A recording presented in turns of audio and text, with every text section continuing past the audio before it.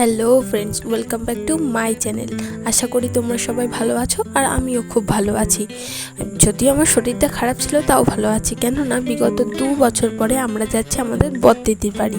মানে আমি যাচ্ছি আর কি, আমি, বোন, ভাই, জেঠিমা, কাকিমা আর আমার বড় ভাই, আমরা এই কজনেই যাচ্ছি। এবার দিদিদের বাড়ি যাব আর ঘুরতে বেরোবো না তা তো হয় না। দিদিদের বাড়ির এখানে একটা মঠ তৈরি হচ্ছে, এটা হচ্ছে মঠ, এবং এই মন্দিরটা তৈরি হচ্ছে, যতদূর মনে হয় এটা শিব ঠাকুরের মন্দিরই তৈরি হচ্ছে। তো জায়গাটা এতটা সুন্দর, সেটা মানে না শেয়ার করলে আমি হয়তো পারতাম না। এত সুন্দর, চারিদিকে সবুজে সবুজ, আর মানে জায়গাটায় গেলে যেন একটা শান্তি। দেখো কত সুন্দর সিঁড়িগুলো তৈরি করেছে, আর মন্দিরটা এখনো কমপ্লিট হয়নি তাই কত সুন্দর লাগছে। তাহলে কমপ্লিট হলে কতটা সুন্দর লাগবে। এই যে মন্দিরের সামনেটা আর পিছন দিকে বলার কথা না, পুরো সবুজে সবুজ, যত দূর চোখ যায় শুধু সবুজ।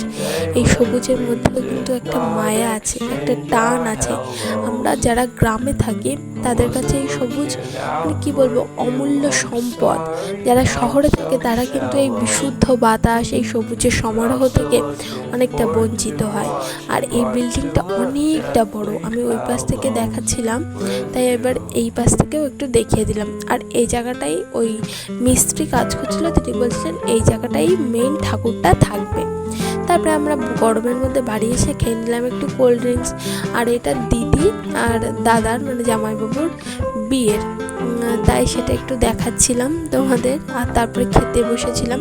আমাকে যখন দিদি খেতে দিয়েছিল আমি ভিডিও করতে ভুলে গেছি। তারপরে যখন আমাদের মাসিমা খেতে বসছিল, ওনার খাবার থেকে একটু ভিডিও করে নিয়েছি। আর তারপরে এখানটায় এত সুন্দর একটা তিল বাগান দেখলাম না, তা আমি বললাম বোন আমাকে একটু ভিডিও করে দে না, আমি একটু স্লো মোশনে হাঁটি। এখানে তোমাদের সাথে একটা কথা বলি যে এই যে হাঁটা বা এই যে ঘোড়া, এই সব কিছুর মধ্যে কিন্তু মানে গ্রামের একটা সোদা মাটির গন্ধ আছে। সেই গন্ধ কিন্তু শহরে নেই। হ্যাঁ, অনেকেই মানে চাকরি পাওয়ার পরে শহরে হয়তো চলে যায়, কিন্তু শহরে কিন্তু এই বিশুদ্ধ বাতাস, এই প্রাকৃতিক আহরণ কেউই পায় না। সেই জন্যই কিন্তু প্রত্যেকটা মানুষ ছুটে ছুটে আসে এই গ্রামের কোলে। অনেকে হয়তো ইনসাল্ট করে, আরে তোমরা গ্রামে থাকো, কিন্তু আমরা যে গ্রামে থেকে কত একটা বিশুদ্ধ জিনিস আঁকড়ে বেঁচে আছি সেটা হয়তো তারা বোঝে না। আমার মানে আমাদের বাড়িও গ্রামে, এবং আমার দিদির বিয়েটা যেখানে হয়েছে সেটাও গ্রামের মধ্যেই। দিদিরা পুরো গ্রামে থাকে, কিন্তু দিদির ঘর থেকে বেরোয় না, সেটাই সমস্যা। দিদি ঘরেই বেশিক্ষণ থাকে, কিন্তু আমরা ঘুরতে গেছি, আমরা কি ঘরে থাকবো? এই যে দিদিদের ডগি, ওকে একটু হাই করে নিলাম। আর দিদি বাইরে বেরোয় না, তাই কি দিদি নিজের বাগানটা কত সুন্দর সাজিয়েছে দেখো। ওই যে আম গাছটা, ওইটুকু আম গাছে মুকুল হয়েছে, সেটাই তোমাদের দেখাচ্ছিলাম। আর দিদিদের গাছে মানে সব ধরনের গাছ আছে, নারকেল গাছ, কলা গাছ, বেগুন গাছ, তারপরে ওইখানে গোলাপ গাছ তো দেখালাম, ডালিয়া হয়েছে কত সুন্দর গাছে। তারপরে এদিকে ওল গাছ, আরও নানান গাছ দিদির বাগানে ছিল।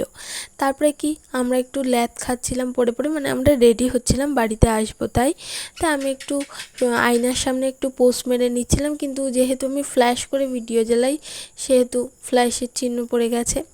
আর এই যে আমরা বাড়ি চলে আসছিলাম, তখন একটু মনটা খারাপ লাগছিল, কেননা সারাদিন অনেক মজা করেছি। তার